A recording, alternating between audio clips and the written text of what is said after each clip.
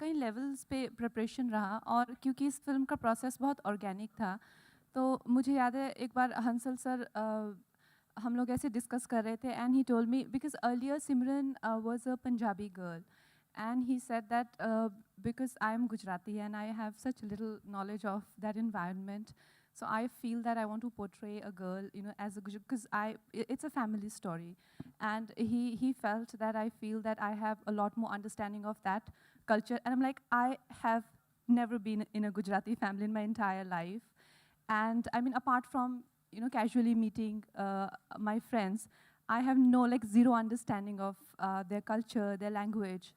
So I think that's when the journey started, um, and yeah, watching few plays, and just, you know, having that little accent, not very accented, because eventually she's a girl who is NRI.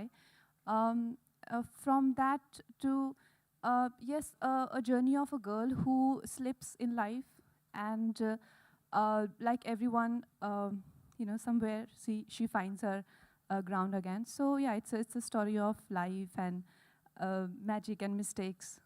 हाँ sir, जब आप कंगना, अच्छी अच्छी आपसे फिल्में सवाल है। बनाते हैं तो लोगों की एक्सपेक्टेशन और भी बढ़ती है हर फिल्म के साथ, तो किन बातों का ख्याल रखते हैं अगले प्रोजेक्ट के साथ?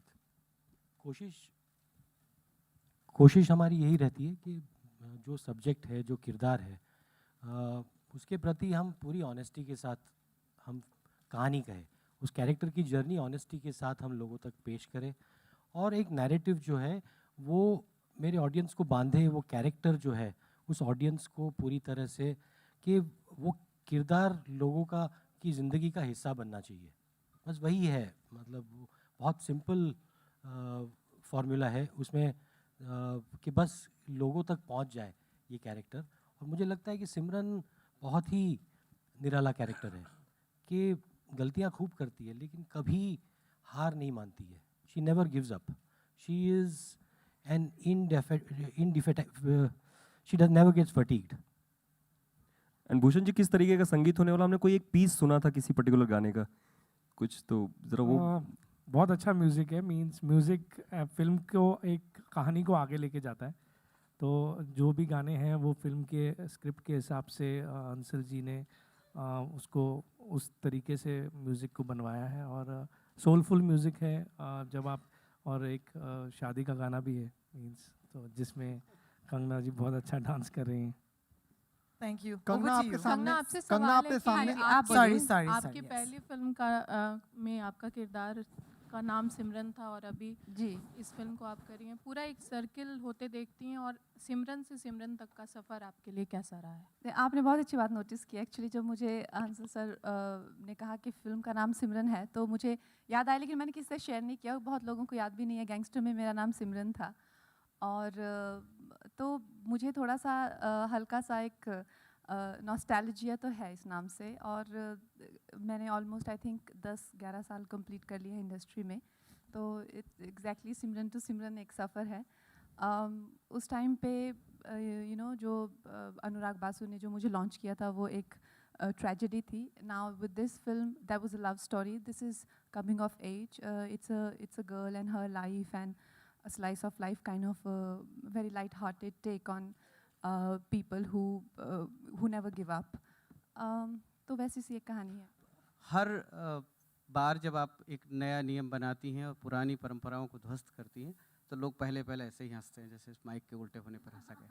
आपको क्या लगता है इससे कितनी मुश्किल आती है, इस बगावती तेवर से, जो हम आपको देखते हैं कि आप अक्सर ईगो हर्ट करती हैं, जैसा कि आप खुद एडमिट करती हैं, और जब हम आपका नाम शाहरुख और अमिताभ बच्चन की परंपरा में अगला नाम जोड़ते हैं कि ये नई नायक हैं, तो कितने उत्साह की बात है और कितनी मुश्किल की बात है आपके लिए?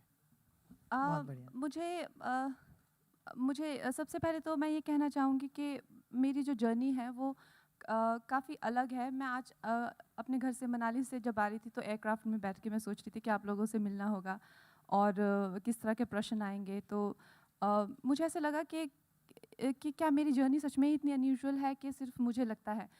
तो उसमें एक ही एस्पेक्ट है जो उभर के बार बार आता है कि मुझे अपनी हर चीज़ के लिए लड़ना पड़ता है।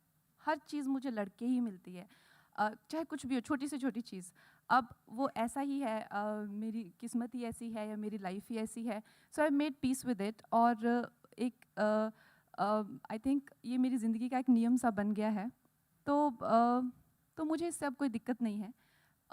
और मैं ये कहूँगी कि अगर आप में से कुछ लोग हैं जो कि सोचते हैं कि टू बी और नॉट टू बी, उसमें कोई बुराई नहीं है। अगर आपको बिल्कुल ही जैसे बगावत करने वाले या रेबल या लड़ाकू या जो भी कहें, I don't take an offence. अच्छा है, जैसा है वैसा है, बट जो मेरा हक है वो तो मुझे लेके ही रहना है, चाहे लड़के मिले चाहे कैसे भी मिले। Woo! You know, hashtag Bhagavati Tevar for life, Kangana. I love that hashtag. Let's make it trend. Hansal sir, एक आर्टिस्ट के तौर पर जब आप किसी का सिलेक्शन करते हैं तो नेचुरली कंटेंट ड्राइव करता है आपको उस डिसीजन के लिए, लेकिन साथ काम करते हुए जो एक संरक्षक के तौर पर, एक मेंटोर के तौर पे जो चीज़ें आप अपने सह कलाकार के बारे में सोचते हैं, क्या आप कभी कंगना को एडवाइस करते हैं कि इनको टोन डाउन करना चाहिए और आप करना चाहिए? देखिए, डायरेक्टर मेंटोर नहीं होता है, वो पार्टनर होता है, एक ह्यूमन रिसोर्स मैनेजर होता है। कि आपके साथ इतने सारे टैलेंटेड लोग, इतने सारे आर्टिस्ट जो एक्चुअली जिनमें मुझसे ज़्यादा हुनर है, उनको मैनेज करना और उनको समेटना, उनके काम को एक दिशा में ले जाना, ये मेरा काम है। मैं मानता हूँ कि ये जो मैनेजमेंट है, एक सेंसिटिविटी के साथ मैनेज करना, ये एक डायरेक्टर का सबसे इम्पॉर्टेंट काम है। और मैंने अंसर सर को हमेशा कहा है कि I think he is a great director, because हमेशा डायरेक्शन को लोग मिसअंडरस्टैंड करते हैं with someone who is more like a dictator, someone who tells actors how to act, someone who tells art director how to put up his sets, someone who tells the designer what designs are like. Jabki a director is like sir said, he's a someone who is a guiding force. So मैंने कभी भी set पे monitor नहीं देखा, because it is a relationship of trust that you build with each other. And that is like, I was writing my dialogues and I was acting, but he would always call me, do you want to see your shot? And I just refused to, and not even once, not even one shot I've seen. So I think that's because I told him, he's like, you never see monitor, don't you want to see how it's looking? I told him that, sir, I've seen your films, and he has as a universal language of cinema, his cinema is very subtle. And I have different sensibilities when it comes to, sort of depicting a certain story. So I don't want to interrupt in his thought process. At the same time, never in his life, he told me, enacted a scene that, do this.